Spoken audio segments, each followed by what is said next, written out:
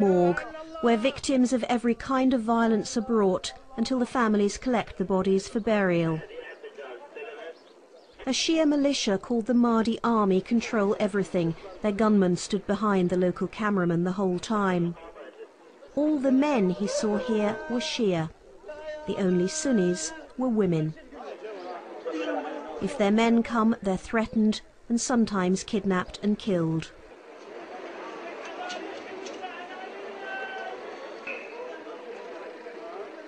And the morgue isn't the only place in Baghdad ruled by the Mahdi army.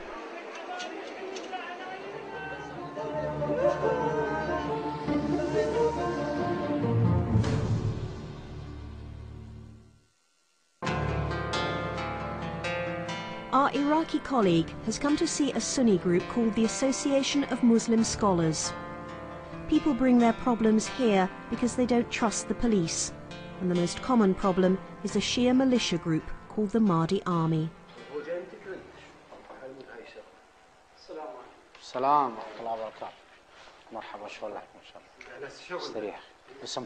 Hamid is a Sunni living in a mixed area, but the Mahdi Army have given his family 2 days to leave their home or they'll be killed.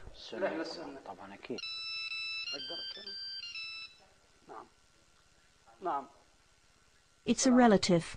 There's a problem with the driver they've hired to go and collect the furniture from their house.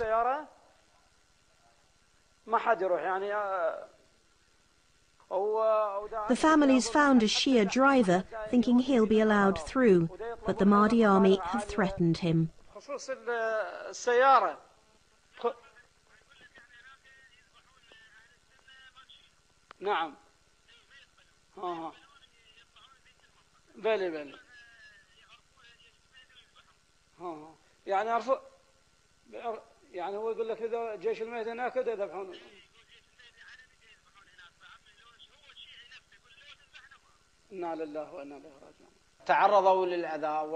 They harm people, burn houses and threaten the citizens, but they always get through the checkpoints under the nose of the army and the police.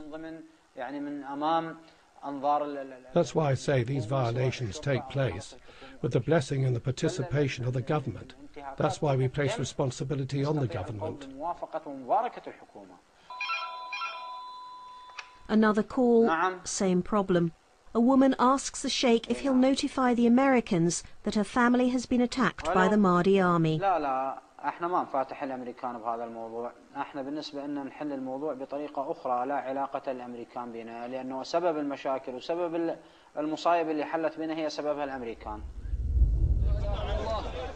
The Sheikh gave us dozens of videos.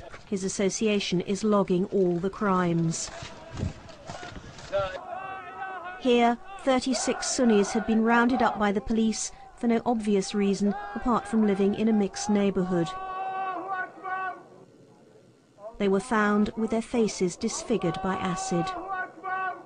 صار اسبوع انا اخوه من ذيك هذا الساعه بالثالثة ونص الفجر اخذوهم من البيت. شلون السيارات اللي اخذتهم؟ بهبهانات لابسين سراويل وقوات خاصه. Killing doesn't seem to be enough. The death squads also want to terrify those left behind. جبار مطلق احد الضحايا آثار تعذيب في الراس في الجسد مكسرين الاسنان ضربات في كل مكان من الجسد الراس محطمه الجمجمه العيون مفقوعه الاذن. He was among 14 farmers arrested, all Sunni, as a reprisal for a car bomb which had killed many Shia. This continuous cycle of sectarian violence now affects almost everyone you meet.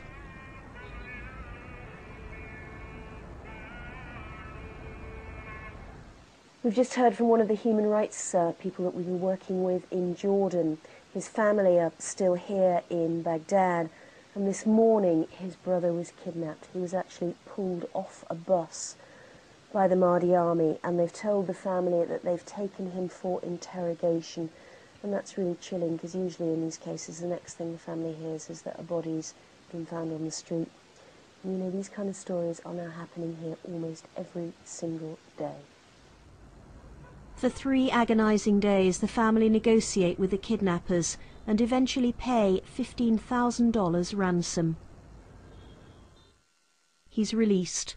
We can't go and see him because militiamen are keeping watch on the house, so the family email us these pictures. He's described how he was handcuffed and then hung from a door frame so that his shoulders were almost ripped out of their sockets, and he says the handcuffs cut right through to the bones, and he can't walk because he was beaten so badly on the legs with an iron bar. It's really a mark of how desperate things are in this town, that a man who's been dreadfully tortured but not actually killed feels like a good news story. The random violence consuming this city doesn't surprise Douglas Brand. The former Deputy Chief Constable of South Yorkshire was seconded to Baghdad after the invasion and given the epic task of rebuilding a professional police force. But the Americans didn't mind the number of militiamen signing up. Whole groups were enlisted into the police, and they wanted to have the graduation parades, to have them in new uniforms, put them out, and nobody was too interested about what happened when they actually went out there. Did you voice those concerns? I would say probably 10 times a day. To whom? At what levels? To whoever would listen, usually 2-star generals and above. I did have the opportunity on one occasion to raise it with Donald Rumsfeld when he visited, but I sensed that the subtleties were not understood, and that so if there were consequences down the road, well, that was part of building a democracy, and that's something that the Iraqis would have to handle themselves. From the beginning, there's been a willingness to turn a blind eye to how the police are operating. 2 years ago, when the first commando units were being set up, Kevin Maries was a sniper based inside the Ministry of the Interior. The MOI was an 11-story building, kind of rectangular in shape. We had observation posts on the east and west side in the upper floors. He took pictures through his telescopic sight as the police brought prisoners into a ministry compound below him. They were forced onto their knees. Their shirts were stripped off their back.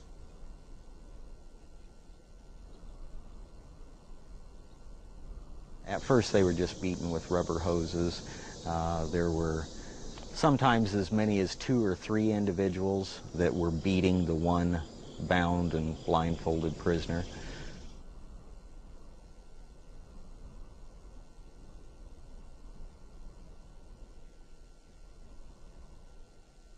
As time progressed and they worked their way through people, the beatings got more severe. At one point, a metal bar was used. They were tying their feet and elevating them and then beating the soles of their feet. Kevin alerted his unit and troops arrived to stop the torture. But after an hour, US headquarters ordered them to withdraw. Most prisoners were later transferred to proper jails, but not before they were beaten again. When we returned to the patrol base, there was a general order, a generalized order not to speak of the incident.